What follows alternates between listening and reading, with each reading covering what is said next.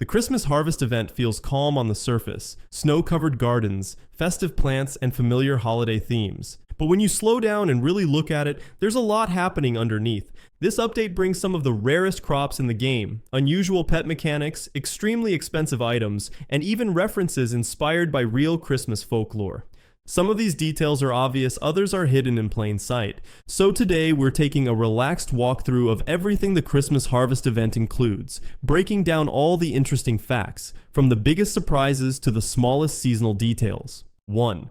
The Christmas harvest event is the third event in the game to include harvest in its name. This places it within a specific category of events that focus more on long-term collection and progression rather than quick challenges. Events with harvest in the title tend to feel slower and more seasonal, fitting naturally with the pacing of a winter update.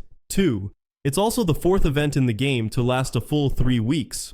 Only a few events have ever run this long: Lunar Glow, Busy Bee, and Halloween. That extended duration gives players more breathing room and makes the event feel like a full seasonal chapter rather than a short distraction. 3. Peppermint Vine is the fifth plant in the game to have an ability. Plants with abilities tend to feel more alive than standard crops. Being the fifth to receive one places Peppermint Vine among a small group of plants designed to actively affect gameplay rather than just values. 4. It is the third limited Transcendent Seed Shop crop, following Great Pumpkin and Trinity Fruit. Limited Transcendents already sit in a rare category, and being the third makes Peppermint Vine part of a short, prestigious lineup. These crops feel like seasonal legends, available briefly, then gone. 5. Peppermint Vine is the first limited Transcendent whose ability affects pets instead of fruits. This was a quiet shift in design philosophy.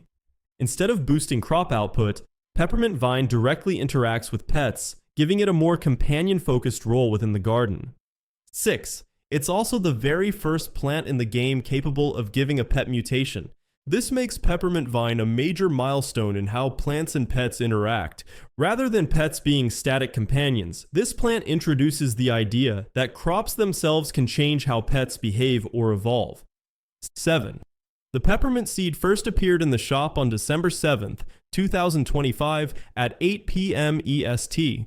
Specific timestamps like this tend to stick in players' memories, especially for rare seeds. It marks the exact moment Peppermint Vine entered the game's history. 8. Peppermint Vine is one of the very few Transcendents that stocked unusually early. Most Transcendents appear later or feel spaced out, but Peppermint Vine arrived sooner than expected. That early appearance gave players less time to prepare, making its arrival feel sudden and exciting. 9. It shares the same stock chance as Crimson Thorn at 1 in 777. That's a 0.13% chance. This puts it firmly in the ultra-rare category. On average, that means it appears roughly once every 2.7 days, though randomness always keeps things unpredictable. 10. Peppermint Vine is the 10th Transcendent crop added to the game. Reaching double digits for Transcendents shows how much the crop system has expanded over time. Peppermint Vine represents a later stage in that evolution, where rarity and mechanics become more complex. 11. The holly plants on the Peppermint Vine use the same leaves as the Elder Strawberry plant. This reused detail creates a quiet visual connection between two otherwise unrelated plants. It's a small example of how the game reuses design elements to maintain a consistent art style. 12. Peppermint Vine has the second highest base value among limited Transcendents. Only Great Pumpkin sits higher, while Trinity Fruit falls below it. This places Peppermint Vine firmly in the upper tier of limited crops, reinforcing its importance during the event. 13. Gingerbread Blossom mirrors the Bone Blossom in both tier and obtainment method. Both require players to complete quests over a limited time. This parallel makes Gingerbread Blossom feel like a seasonal counterpart, a winter echo of Bone Blossom's original design. 14. Its base value matches the Golden Egg at 250,000 shekels. That value places it as the third highest base value crop in the game, behind Zebrazinkel and Octobloom. It's a strong indicator of how significant Gingerbread Blossom is meant to be. 15. To obtain it, players must complete 19 daily Advent Calendar quests in a row. Missing even one day breaks the chain. This requirement makes Gingerbread Blossom more about consistency than luck, rewarding players who commit over time. 16. Gingerbread Blossom is the 5th blossom added to the game. It joins Cherry Blossom, Candy Blossom, Moon Blossom, and Bone Blossom. Each blossom tends to represent a specific theme or season, with gingerbread fitting naturally into winter. 17. It is also the 2nd Transcendent Blossom, coming right after Bone Blossom. This places it in a very exclusive category. Transcendent Blossoms feel like special milestones rather than regular additions. 18. The Gingerbread Blossom model was reused for the gumdrop in the Christmas Update Part 2 thumbnail. This behind-the-scenes detail shows how assets sometimes take on multiple roles. It's a fun bit of trivia that links in-game models with promotional artwork. 19. The Gift Berry is based on traditional Christmas tree decorations. Its design draws directly from ornaments commonly associated with the holiday. This makes it instantly recognizable as a festive crop. 20. Giftberry was originally named Christmas Tree. The name change likely helped clarify its identity as a berry rather than a full tree. It's a small naming evolution that reflects how concepts become more refined over time. 21. The Giftberry can appear in a snowy variant. This variation reinforces the winter atmosphere of the event. Snowy variants often feel more special, even when the mechanics remain the same. 22. The holly berry is based on Ilex aquifolium, also known as Christmas holly. This is one of the more direct real-world references in the event. Using an actual plant species adds authenticity to the holiday theme. 23. Antler Bloom has a chance to produce a green hat instead of the usual red one. This small variation gives the plant a bit of unpredictability. Tiny cosmetic differences like this add charm without changing gameplay. 24. Poinsettia is directly based on the real plant of the same name. Poinsettias are strongly associated with Christmas decorations in real life. Including them grounds the event in familiar seasonal imagery. 25. The Christmas cracker plant visually resembles peppermint vine. Both share the candy cane color scheme, red and white, with a rare blue and white variant. The key difference is that the Christmas cracker takes on a vine-like shape. 26. The pollen cone is the 3rd prismatic obtained from the season pass. It follows navelwort and wormvine. Prismatics in the past tend to feel like long-term rewards rather than quick pickups. 27. Frostwing has the same average value as Bone Blossom. This places it in a strong economic position without surpassing the very top crops. It feels balanced, valuable, but not overwhelming. 28. Frostwing is the 3rd prismatic in the pass and the 1st prismatic to appear in a seed pack within a pass. This made Frostwing stand out immediately. It introduced a new way for high-tier plants to be distributed. 29. Frostwing is the 5th prismatic seed obtainable from a seed pack or chest. The others are Elephant Ears, Tranquil Bloom, Wispwing, and Peacock Tail. This places Frostwing within a very limited and prestigious group. 30. Frostwing is the 6th animated plant in the entire game. Following Venus Flytrap, King Cabbage, Wispwing, Multitrap, and Wereplant, Frostwing continues the trend of crops that feel visually alive. Animated plants tend to stand out immediately, adding motion to otherwise static gardens. 31. The peppermint pop resembles the blue lollipop, but with peppermint stripes and a flat design. Its red and white striping immediately ties it into the holiday theme. The flat shape makes it feel more like a decorative candy than a traditional lollipop, fitting neatly into the Christmas aesthetic. 32. Reindeer Root is the 6th plant in the game to have an ability. Plants with abilities are still relatively rare, so each new one feels significant. Reindeer Root joining this group expands the role of crops beyond simple harvesting. 33. It is the 4th limited Transcendent Seed Shop crop. Following Great Pumpkin, Trinity Fruit, and Peppermint Vine, Reindeer Root continues the tradition of seasonal transcendence. These crops tend to define the identity of their events. 34. Reindeer Root is the 12th Transcendent crop in the game. At this point in the lineup, Transcendents feel like a fully established tier. Each new addition builds on an already prestigious category of plants. 35. Its ability mirrors the Trinity Fruit, but gives Christmas mutations instead of Safari mutations. This makes Reindeer Root feel like a festive remix of an existing mechanic. The familiar structure paired with a seasonal twist helps it feel both new and recognizable.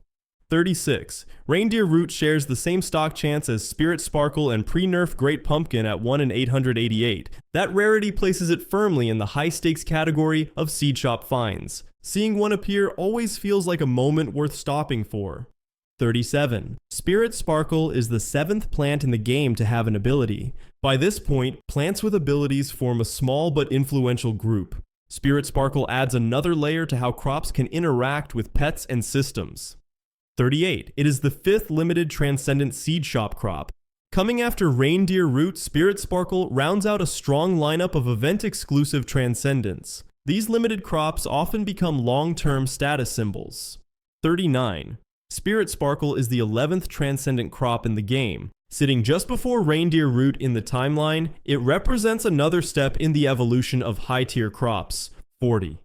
Its ability is similar to Peppermint Vine, but grants the Spirit Sparkle pet mutation instead. This parallel makes the two plants feel connected. They form a small subset of crops that focus specifically on pet mutation mechanics. 41. Spirit Sparkle shares the same 1 in 888 stock chance as Reindeer Root and pre-nerf Great Pumpkin. This shared rarity groups them together in terms of difficulty to obtain. They feel like equally elusive pieces of the same seasonal puzzle. 42. It has the same average value as Bone Blossom at 200,000 shekels. This positions Spirit Sparkle as valuable, but not overpowering. It fits neatly into the upper tier of crops without overshadowing the very top. 43. The Christmas tree cannot be shoveled, reclaimed, or affected by mutation sprays. Once placed, it becomes a permanent fixture. This immovability gives it a sense of weight and importance within the garden. 44. It is the first single harvest prismatic crop in the game. Unlike other prismatics, it produces only once. This makes harvesting it feel like a special moment, rather than a repeatable process. 45. The Christmas tree has the highest base value of any crop in the game. This places it at the absolute top of the economy. Its value matches its status as a unique one-time harvest plant. 46. The sprinkler obtained from presents is divine tier despite having the highest drop chance. This breaks the usual expectation that divine items are extremely rare. It creates an interesting contrast between rarity tier and accessibility. 47. Its appearance doesn't resemble any other sprinkler in the game. The unique design helps it stand out immediately. It feels more like a holiday artifact than standard farming equipment. 48. The Hyper Hunger Pet Mutation Shard is the second most expensive item in the game at 10 trillion shekels. Only the 6 fence skins from the cosmetics shop surpass it. Its price alone makes it legendary within the economy. 49. The Sleigh is the most expensive gear in the entire game at 1 trillion shekels. This massive price tag makes it more of a long-term goal than a casual purchase. Owning one is a clear sign of extreme progression. 50. The Sleigh is the third gear capable of merging to create a pet. Following the Lich Crystal and Chimera Stone, it joins a very exclusive group. Gear to pet mechanics always feel tied to deeper lore. 51. The Area Claimer is not affected by squirrels and will always activate. This reliability makes it especially useful in busy gardens. It removes an element of randomness from area control. 52. The Area Claimer can only claim up to 25 plants. This limit keeps it balanced. Players need to think carefully about placement and usage. 53. It is the second gear with Claimer in its name after the Reclaimer. The naming creates a small family of territory-focused tools. It hints at a specific design philosophy around area control. 54. The Christmas present is the first gearbox that can drop a pet mutation shard. This makes opening presents feel genuinely exciting. It ties high-value pet mechanics directly into holiday rewards. 55. It's also the only item where both the most common and rarest drops share the same divine tier. This blurs the line between rarity and value. Every pull feels meaningful, regardless of outcome. 56.